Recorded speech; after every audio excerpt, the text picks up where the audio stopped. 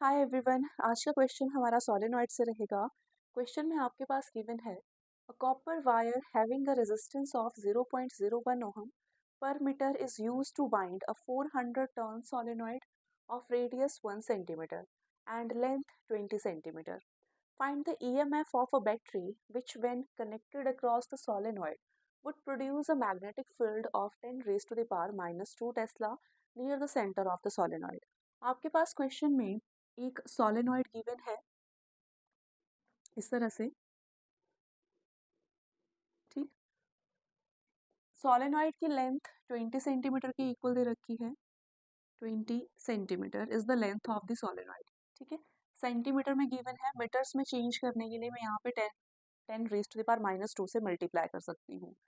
Length is equals to 20 into 10 raise to the power minus 2 metre.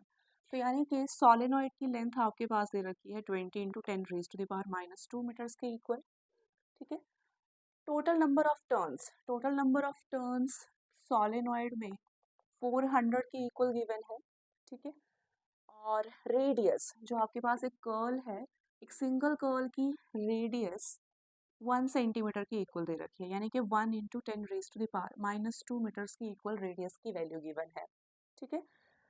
अब देखो बच्चे, find the EMF of the battery, ठीक है। हमें इस सोलेनॉइड के क्रॉस कितने पोटेंशियल का बैटरी यूज करना चाहिए, कितना ईएमएफ होना चाहिए बैटरी का, ताकि इस सोलेनॉइड के अंदर 10 raise to the power minus 2 tesla की मैग्नेटिक फील्ड का प्रोडक्शन हो जाए, ठीक है। हमें कितना यहाँ पे ईएमएफ लगाना चाहिए ताकि इस सोलेनॉइड के अंदर 10 raise to the power minus 2 tesla का मैग्नेटिक फील्ड डेवलप हो, ठीक है। यानी कि मैग्नेटिक फील्ड दे रखा है 10 raise to the power minus 2 tesla के इक्वल, इसके अंदर इतना मैग्नेटिक फील्ड डेवलप हो रहा है, तो कितना आपको बैटरी का यूज करना चाहिए, ठीक है। और एक और बात आपके पास दे रखी है, रेजिस्टेंस पर यूनिट लेंथ, ठीक है। रेजिस्टेंस पर यूनिट लेंथ ये है 0.01 ओहम के इक्वल, ठीक है। टोटल रेजिस्टेंस नहीं दे रखा है, ओनली रेजिस्टेंस पर यूनिट लेंथ दे रखा है। तो देखो बेटा, सोलेनॉइड के अंदर जो मैग्नेटिक फील्ड प्रोड्यूस होती है, मैग्नेटिक फील्ड का फॉर्मूला होता है म्यू नॉट एन इंटू आई के इक्वल। आई करंट की वैल्यू है जो सोलेनॉइड के थ्रू पास हो रही है, और सोलेनॉइड के अंदर एक स्ट्रॉन्ग मैग्नेटिक फील्ड का प्रोडक्शन होता है, और मैग्नेटिक फील्ड आप इस फॉर्मूले की हेल्प से निकाल सकते हो, ठीक है। यहाँ पे एन है number of turns per unit length के equal, where capital N are the total number of turns of the solenoid and L is the length of the solenoid, ठीक है। तो सबसे पहले हम इस फॉर्मूले का यूज करेंगे, तो फॉर्मूले में हमें स्मॉल n की वैल्यू चाहिए, तो स्मॉल n की वैल्यू निकाल लेंगे पहले। ये होता है total number of turns divided by total length of the solenoid, and total number of turns आपके पास 400 के इक्वल दे रखा है, और length of the solenoid is 20 into 10 raise to the power minus 2 metres, right. तो ये बन जाएगा, इसे ऊपर ले जाऊंगी तो ये हो जाएगा 2000। तो total number of turns per unit length ये 2000 के इक्वल आ रहा है, ठीक है। माइनस 2 ऊपर जाके प्लस 2 के इक्वल हो जाएगा, 20 ऑलरेडी यहाँ पे है, तो ये टोटल नंबर ऑफ टर्न्स है, पर यूनिट लेंथ है 2000, ठीक है। अब देखो बच्चे, magnetic field, right, magnetic field का फॉर्मूला है म्यू नॉट एन इंटू आई। हमसे ईएमएफ की वैल्यू पूछी गई है, ठीक है। हमसे ईएमएफ की वैल्यू पूछी है। अब हमें पता है ओहम्स लॉ के according V is equals to I R. V potential की वैल्यू है या फिर ईएमएफ की वैल्यू है, राइट। अब देखो, I को लिखा जा सकता है ईएमएफ ओवर R की फॉर्म में, ठीक है। मैंने ओहम्स लॉ का यूज किया, ओहम्स लॉ के अकॉर्डिंग I को EMF over total resistance of the coil की फॉर्म में लिखा जा सकता है।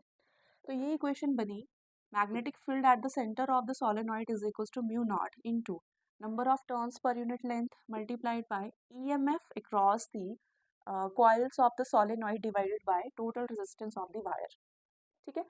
अब देखो, ईएमएफ की वैल्यू हमसे पूछी है, तो अब यहाँ पे टोटल रेजिस्टेंस चाहिए हमें, ठीक है, लेकिन हमें रेजिस्टेंस पर यूनिट लेंथ दे रखा है। सबसे पहले हमें टोटल रेजिस्टेंस की वैल्यू निकालनी होगी, राइट। अब देखो बच्चे, एक स्मॉल पोर्शन का, एक यूनिट लेंथ का रेजिस्टेंस हमें पता है 0.01 ओहम के इक्वल, ठीक है।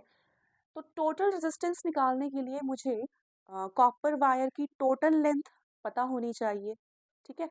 अब देखो, एक सिंगल टर्न, ठीक है, एक सिंगल टर्न की लेंथ मुझे मिल जाए, और अगर उस लेंथ को मैं, उस सिंगल टर्न की लेंथ को टोटल नंबर ऑफ टर्न से अगर मैं मल्टीप्लाई कर दूं, तो उससे मुझे कॉपर वायर की टोटल लेंथ मिल जाएगी, ठीक है। तो देखो, एक सिंगल टर्न की सर्कमफेरेंस हम निकालेंगे, ठीक है।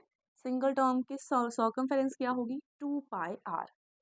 अगर 2πr को मैं टोटल नंबर ऑफ टर्न से मल्टीप्लाई कर दूं, तो उससे मुझे कॉपर वायर की टोटल लेंथ मिल जाएगी, ठीक है। Total length of the copper wire, तो ये है टोटल नंबर ऑफ टर्न्स, इससे मुझे मिलेगी total length of the copper wire की वैल्यू, ठीक है। अब देखो बेटा, ये आ गया 2π स्मॉल आर अपने पास 10⁻⁻² मीटर्स के इक्वल दे रखा है, इंटू 400। तो ये है total length of the copper wire, ठीक है।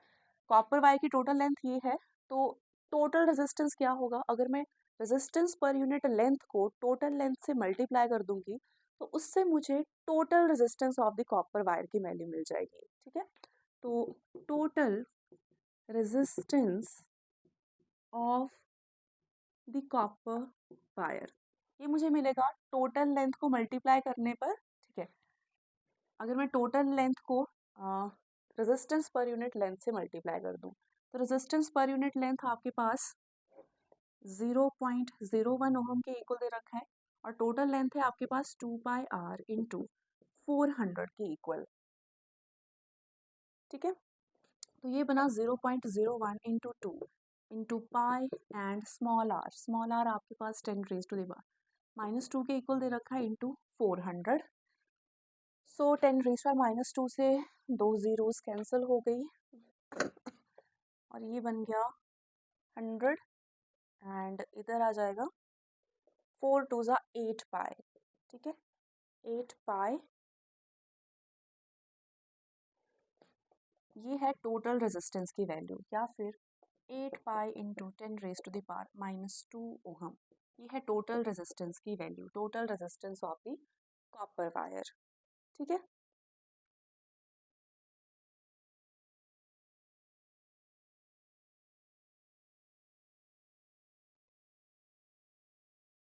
ठीक, तो total resistance of copper wire हमें मिल चुका है। अब हम सारी वैल्यूज इस इक्वेशन में पुट करेंगे, और उससे हमें ईएमएफ की वैल्यू मिल जाएगी।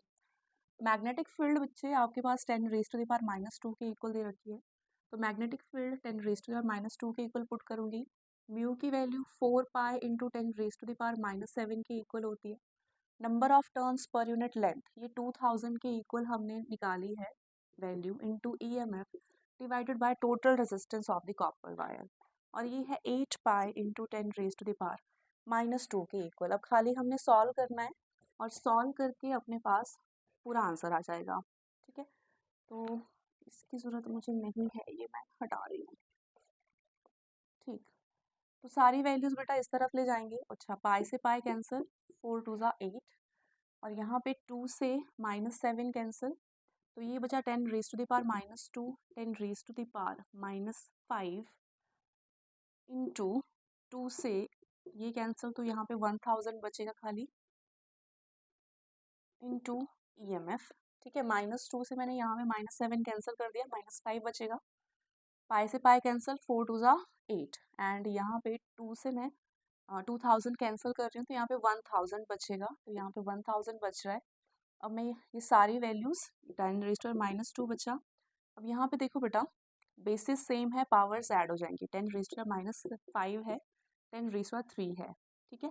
Basis are same, powers will get added, तो 10⁻⁻5 प्लस 3, ये -2 के इक्वल बनेगा, यहाँ पे 10⁻² है, मल्टीप्लाई बाय ईएमएफ, ठीक है। इसे हम लेफ्ट हैंड साइड में शिफ्ट करेंगे, 10⁻² over 10⁻² is equals to EMF, तो ये आ रही है 1 वोल्ट के इक्वल, ठीक है। यानी कि अगर 1 वोल्ट पोटेंशियल अगर आप इस सोलेनॉइड के अक्रॉस अप्लाई करते हो, तो सोलेनॉइड के अंदर मैग्नेटिक फील्ड की वैल्यू रहेगी 10⁻⁻² टेस्ला के इक्वल। ठीक है, तो इस सोलेनॉइड के क्रॉस ईएमएफ की वैल्यू हमसे पूछी थी। तो ये था हमारा क्वेश्चन जो कि magnetic effect of electric current से था। Thank you.